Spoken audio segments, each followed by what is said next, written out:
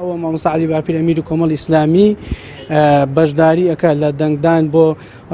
ڕیفراندۆمی هەرێمی کوردستان کە بۆ سەربەخۆی هەرێمی کوردستان ڕیفراندۆمەکە ئەنجام دەدرێت. ئێستا مامۆستا عەلی باپیر گەیشتە قوتابخانەی ژیروانیەکە لە قوتابخانەکان کە دەستنیشان کراوە بۆی کە هاوڵاتیان بێن دەنجی لێدەن هاوڵاتیانی ئاسایی. مامۆستا عەلی باپیر و ئەمیری کۆمەڵی ئیسلامیش ئەویش هاوشەوی هاوڵاتیان ئەمڕۆ لەگەڵ ژمارەك لە ئەندامانی سەرکردایەتی هاتووە. ئەگەر زیاتر نزیک بیتەوە وەلی لە بەڕێز مامۆستا عەلی باپیر یان بە کامێرەمانەکەت بڵێ تایبەت بۆ سەرکردەکانی حیزبەکان و هەروە پلە تایبەتەکان دابین کراوە کە VIP بەڵام مامۆستا عەلی باپیر ئەمیری کۆمەڵی ئیسلامی پێی باش بوو لەگەڵ هاوڵاتیان دەنگ بدات. ئێستا هاتووە بۆ ئەو بنکێ بۆ کە ئەگەر بە کامێرەمانەکەت بڵێ زیاتر نزیک بێتەوە یان بچێتە پێشتر ئەوە زۆر باشترە.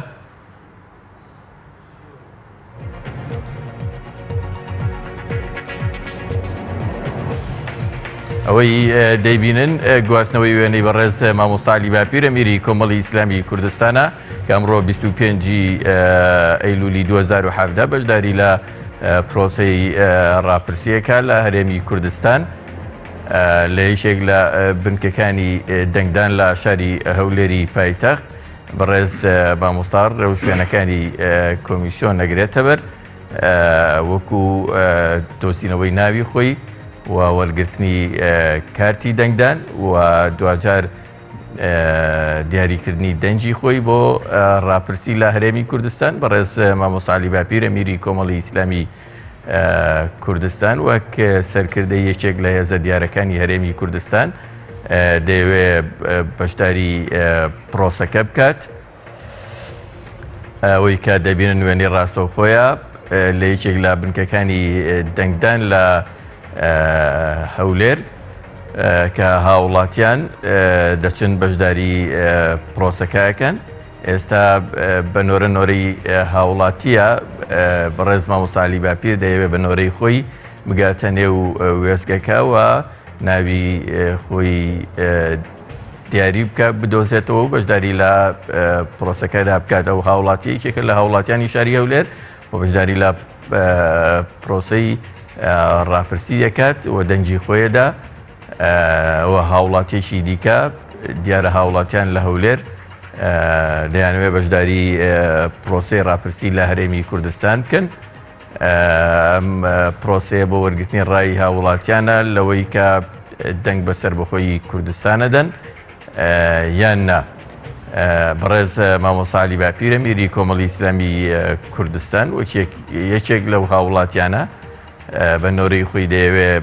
بگاتە وێستگەکانی دەنگدان و بەشداری لە پرۆسەکەدا بکات. کۆمەڵی ئیسلامی کوردستان ساڵی 2014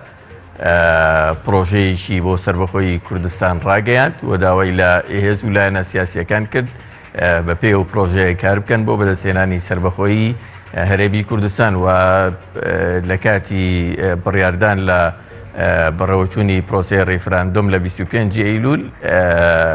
کۆمەڵی ئیسلامی کوردستان وەک هێزێکی سیاسی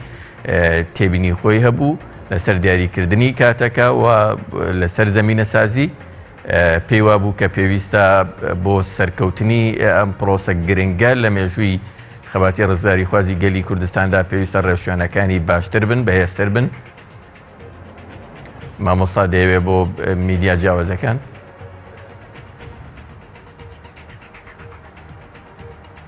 بەڕێز مامۆستا عەلی باپیر نایەوێت لە ئێستایا و پێش دەنگدان قسە بۆ میدیاکار بکات و لەگەڵ هاوڵاتیانە مامەڵاکە.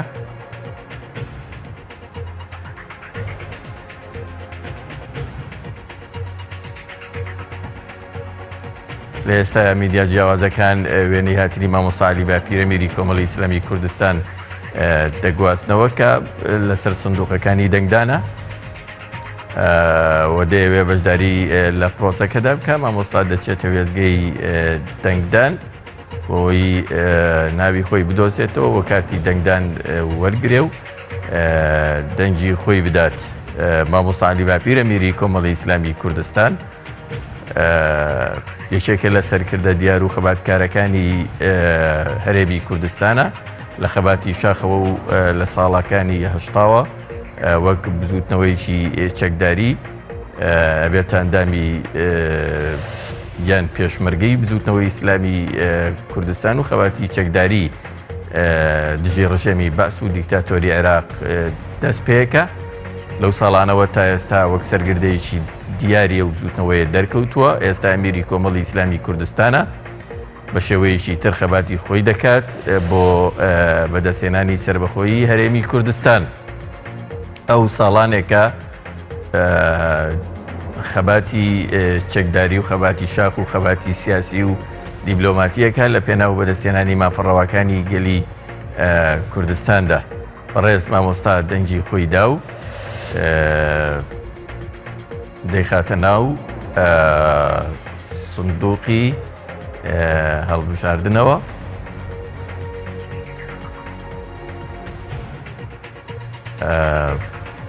مامۆستا عەلی باپیر دوجار لە پرۆسەی ڕاپرسی 25 ئەیلولی 2017 دەنگی خۆی دەدات و دەیخاتە ناو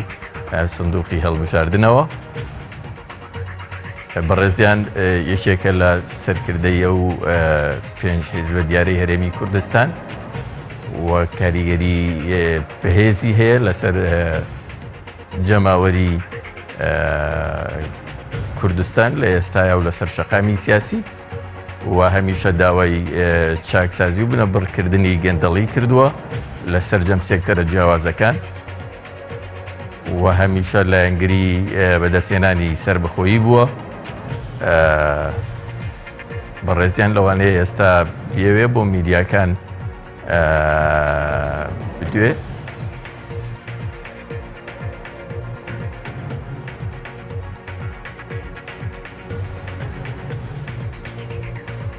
ئەگەر بکرێت دەنگمان پێ بگات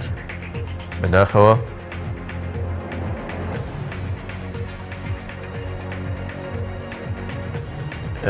لەوانەیە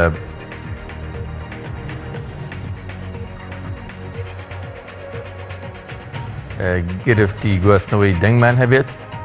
بەڵام بەرحاڵ ئەمە وێنەی بەڕێز مامۆستا عەلی باپیرە میری کۆمەڵی ئیسلامی کوردستان کە بەشداری لە پرۆسەی دەنگدان کرد لە شاری هەولێر لە یەکێک لە بنکەکانی دەنگدان و ئێستا بۆ میدیاکان دەدوێ دواتر دەتوانین وێنەی بەڕێز مامۆستا بگوازینەوە بە دەنگ و ڕەنگەوە و ئێستا هاوکارانە مەگەر هەوڵ بدەن دەنگی بەڕێز مامۆستا عەلی باپیرمان بۆ بگوازنەوە بەڕێزگای فەروق بەشداریکردنی بەڕێز مامۆستا عەلی باپیر لە پرۆسەی دەنگدان بۆ هێزێکی سیاسی هەرێمی کوردستان چۆن دەبێت ئێستا من ڕاپۆرتشتەکەش حاضرەکەم بۆ نانووسم بە ئازادی و سەربەستی بژی بەو شێوەیە کە دیارە ئێمە وەکو کۆمەڵی ئیسلامی جاران بۆمەیان نووسی وێنەگەی کە پێیان لەگەڵ ئێمە پێمان وابوو دەبوایە زەمینە سازی نێوخۆیی و هەرێمایەتی و نێودەوڵەتی باشتر پرۆسەیە بۆ ئەوە کە ئامانجەکانی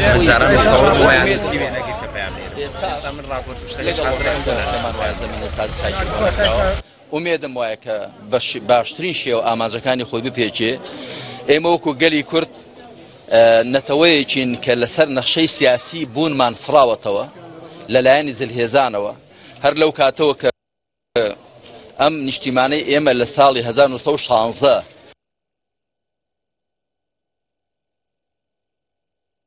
بە پێی پەیمانی سایکس-بیکۆ کە لە نێوان بەریتانیا و فەڕەنسا و رووسیادا ئیمزا کراوە بە دەست لە پشتدانی زلهێزان ئەو تێبینی و ڕەخنانەش کە هەبوون من پێم خۆشە تێبینی و ڕەخنەکان بە هەڵەدا چووبن نەک گەلەکەی ئێمە بێمراد بێ و نەک گەلەکەی ئێمە لەم هەنگاوەیدا بە ئامانج نەگا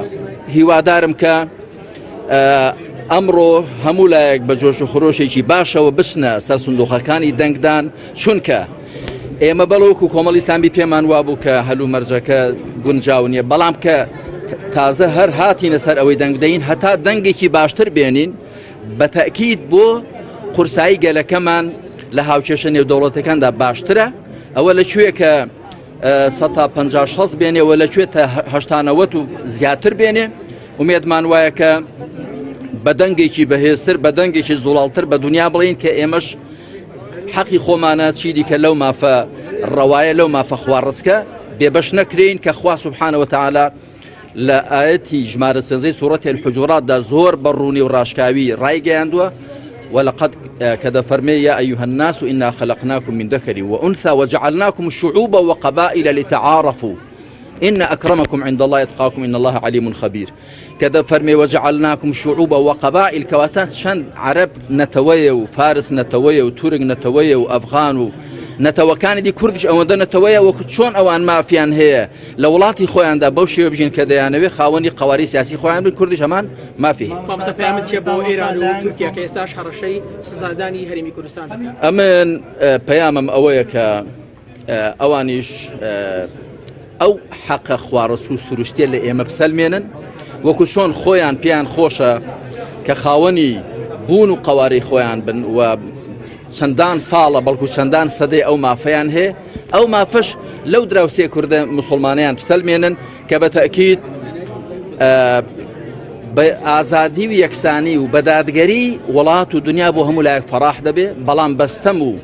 زوڵم بە چەوساندنەوە ئینسان ماڵی خۆشی لێوە تەنگ دێ بێگومان لە بەرژەوەندی هەموو لایەکدا کە پێکەوە تەبابی لەسەر بناغی دادگەری و ڕێز لێک دیگرتن ئومێدم وایە کە ئەوانیش ئەو هەڵچوونەیان دامرکێنەوە و ئێمەش گەلێکین خاوەنی ئەو حەقەین کە ساڵهای ساڵ لێمان زەوت کراوە وا باش ئەوانشی دیکە تەکریسی ئەو ستەمەنەکەن کە ئەو ستەمە زلهێزان لە ئێمەیان کردو نەک گەلانی عەرەب و تورک و فارس ئەو ستەمە زلهێزەکانی کە ئێستاش خەڵکێکی زۆر هیوا و ئومێدی پێوە بەستون ئەوان لە ئێمەیان کردو ئەوان نیشتیمانی ئیسلامی و لە نێویشیدا نیشتیمانی کوردیان دابش کردو. دوای ئەم ریفراندۆمە چی بکە بە تایبەتی سەرکردایەتی سیاسی کورد؟ دەبێت زۆر بەجددی بیر بکەینەوە لە شێوەیەکی دیکەی حکومڕانی دەبێت بیر بکەینەوە زۆر بەجددی کە ئەو قۆرەخکاری و گەندەڵیە نەمێنێت ستەم نەمێنێت هیچ کەس لە هاوڵاتیانی ئەم نیشتیمانە هەست بە مەخبوونی و بە مەخدوری نەکات دەبێت بەرپرسەکان وەکو چۆن بەرژەوەندی کوڕوکشەکانی خۆیان پێخۆشە کوڕوکشەکانی دیکەی ئەو خەڵکەش کە داوایان لێ دەکەن دەنجان بۆ بدەن و هاوکاریان بن لە پرۆسە سیاسیەکاندا دەبێت بەو چاوە تەماشایان کەن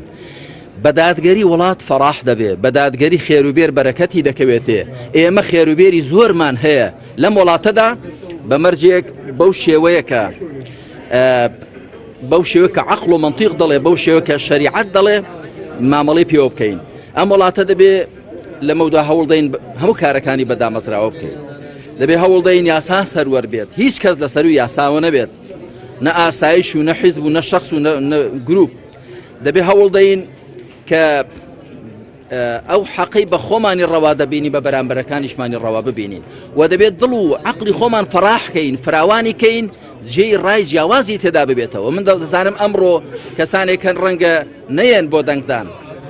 لەبەر ئەوە نییە کە بڕوایان بەسەر بەخۆی نییە لەبەر ئەوە نییە کە بە دەوڵەتی کوردیان پێخۆش نییە لەبەر ئەوەیە کە دڵیان بە شێوەی حکومڕانیەکە خۆش نییە پێیان وایە دەڵێن ئەم هەرێمە بە باشی ئیدارە نەکراوە دەبێت دەوڵەتەکەش هەر بە هەمان شێوە ئیدارە بکرێ لەبەرم پێم وایە زۆر گرنگە کە چاوێکی جدی بە خۆماندا بژێڕینەوە و بزانین کە لە 26 ساڵی ڕابردوودا نەمانتوانیوە هاوڵاتیانی خۆمان بەگشتی خۆشحاڵکەین خۆشنودکەین و ڕخنەیان هەیە دەبێ حەق بە خەڵک بدەین و من پێم وایە دەبێ سەرکردایەتی سیاسی کورد بێتە سەر تەلەڤیزیۆن و بڵێ خەڵکینە داوای لێبوردنمان هەیە لە هەموو ئەو کەم و کوڕیانەی کە بوون من پێم وایە شەرمەزاری دەبێ بۆ ئێمە ئەگەر نەتوانین شێوەی حکومڕانیەکەمان بگۆڕین ئەگەر نەتوانین ئاوات و هیوایەکانی ئەو خەڵک و جەماوەرەکە بۆ هەموو شتێک لەگەڵماندایە با ئێمەش بە هەموو شتێک لەگەڵیان دابین نەک بەرپرسەکان لە بورجی عاجیدا بژین شێوەی ژیانیان لە ڕووی ئابووری لە ڕووی کۆمەڵاتی لە ڕووی سیاسی خۆیان و ماڵ و منداڵیان جابن کە کەچی لە بۆشتی دیکە بە خەڵک بڵێن لەگەڵمان دەبێ ئێمەش دەبێت لەگەڵ خەڵک بین ئەو کاتە خەڵکیش بە دڵ و جان و لەگەڵماندا دەبێت لە هەموو هەنگاوەکان.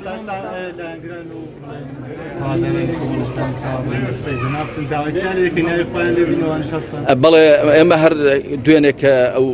بەیانەمان دەرکرد لە سەعات 6 ئێوارە بڵاومان کردەوە خەڵکی کۆمەڵی ئیسلامی پابەندە بە قیادەی خۆی بەسەرکردایەتی خۆیەوە و خەڵکی کۆمەڵی ئیسلامی دەزانن کە ئێمە هەر لە زووەوە ئەو بڕیارەمان دابوو و ئەو قەنەعەتەمان هەیە کە ئێمە زۆر هەنگاوی دیکەمان ناون و کاتی خۆی ئێمە لە خەباتی شاخدا بووین لە خەباتی شاردا بووین چەندان ڕۆڵەی دڵسۆزی ئەم میلەتە لە شوارچێوەی کاری سیاسی و حیزبی ئێمەدا شەهید بوون لە پێناوی ئەوەدا کە ئازادانە و سربەستانە بژین لەبەرەوە خەڵکی کۆمەڵی ئیسلامی و ئەندامان و لایەنگرانی ئێمە و هەروەها خەڵک و جەماوەریش بەگشتی دیارە بە هەڵوێستی ئێمە دەزانن و دەزانن کە ئێمە کاتی پێشێت تەحەفوزمان هەبوو لەسەر شێوەکەی پێمان وابوو کە دەبایە باشتر بشێلدرێ باشتر جێپێ خۆمان محکەمکەین نەک لەسەر ئەوە کە لە ڕووی مەبدەئیەوە لەسەر پرۆسەکە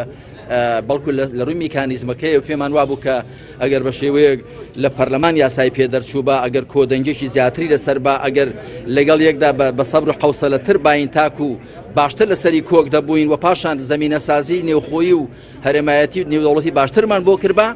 چاکتر دەبوو. ئەلبەتە ئێستاش گرنگەوەیە کە ئەو هەنگاوەمان کەناوە گرنگەوەی بە ئامانجمان بگەێنێ بەڵێ ئێمە ئەوە پرۆسەکە ئەنجام دەدەین و ئینشاءڵڵا بە جۆش و خرۆشێکی باشەوە بەڵام گرنگەوەیە الئومور بخەواتیمیها دەبێت زۆر بیر بکەینەوە و زۆر کار بکەین عەقڵی خۆمان بەکار بێنین کە ئەو دەنگ و ئیرادەی خەڵکە بەرجەستە دەبێت لەم ریفراندۆمەدا دوایی لەسەر ئەرزی واقع بتوانین بچنینەوە بتوانین کە ئەو ئامانجەی پێوە دەست بێنین کە هەنگاوەکەی بۆ نراوە. والله ئێمە دەڵێن بێن دەنگ بدەن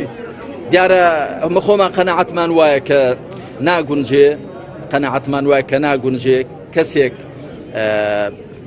حەز بە ئازادی و سەربەستی بکاو بۆ سەربەخۆیی و بۆ خاوەنی قەواری سیاسی و دەوڵەتی خۆبوون دەنگ بە بەڵێنەدا بەڵام ئەگەر کەسێکیش ڕایەکی دیکەی هەبێ پێویستە بزانین کە مەسەلە ئەوە نییە کەس کێشەی لەگەڵ سەربەخۆیی نییە کەس کێشەی لەگەڵ دەوڵەتی خۆبووندا نییە کێشیان لەگەڵ نێوڕۆشی دەوڵەتەکەیە کێشیان لەگەڵ شێوە ئیدارەدانی وڵاتەکەیە دەبێت ئەو تێبینێ ئەو سەرنجە لە خەڵک بسەلمێنین بۆیە من دەڵێم ئەگەر ئێمە دەبێت کارێکی وا بکەین لەمە دووە هەنگاوەکانمان بەرەو چاکسازی نێو خۆبن لە ڕووی ئابووری لە ڕووی سیاسی لە ڕووی کۆمەڵایەتی لە ڕووی بەدامەزراوەکردن لە ڕووی ئاساس سەروەرکردن لە ڕووی مرۆڤ بوون و هاوڵاتی بوون بە پێوەرگرتن لە هەڵس و کەوت لەگەڵکردندا نەک ئینتیمای حیزبی لە هەموو ئەو ڕوانە بێت چاکسازێکی باش بکەین بۆی کە کەسانێکی شێزانی گەرانیان هەیە ئەوانیش خۆشحاڵ بن بڵێن دیارە الحەمدوللا دەوڵەتەکەمان وەکو هەرێمەکەمان نییە دەوڵەتەکەمان بە شێوەیەک بەڕێوە دەچێت کە دادگەری تێدایە ئازادی تێدایە بۆ هەمووان وەکو یەکە ئینتیمای حیزبی پێوەەر نییە بەڵکو هاوڵاتی بوون و پێوەەر و سەنجی مەحەک باشە.